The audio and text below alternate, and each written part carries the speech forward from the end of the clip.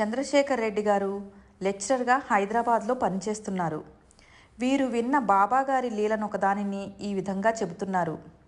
ఒక పోలీస్ ఇన్స్పెక్టర్పై కోర్టులో కేసు నడుస్తున్నదట. అనేక వాయిదాల తర్వాత ఫైనల్ హియరింగ్కి వచ్చి పరిస్థితి వీరికి వ్యతిరేకంగా పరిణమించిందట. అలాంటి పరిస్థితులలో ఆ సిఐ గారు శ్రీ నాంపల్లి బాబా గారి వద్దకు వచ్చి, బాబా, ఈ కేసులో నా తప్పేమీ లేదు, కానీ పరిస్థితులన్నీ నాకు వ్యతిరేకంగా మారాయి. ఈరోజు జడ్జిమెంట్ వచ్చేస్తుంది. నాకు వ్యతిరేకంగా వస్తే ఉద్యోగం కూడా పోవచ్చు. నీవే దిక్కు అని ప్రార్థించారట.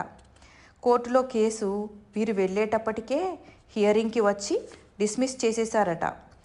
ఆ తరువాత ఆ సిఐ గారికి డిఎస్పీగా ప్రమోషన్ కూడా వచ్చిందట. మహనీయులకి అసాధ్యమైనదేమీ లేదు.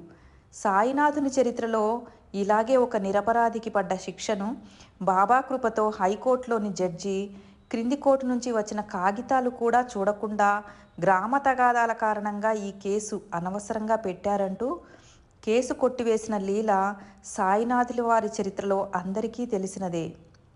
సాయినాథుల వారే శ్రీ నాంపల్లి బాబా గారు అని మనం గ్రహించాలి. దిగంబర దిగంబర శ్రీ నాంపల్లి బాబా దిగంబర.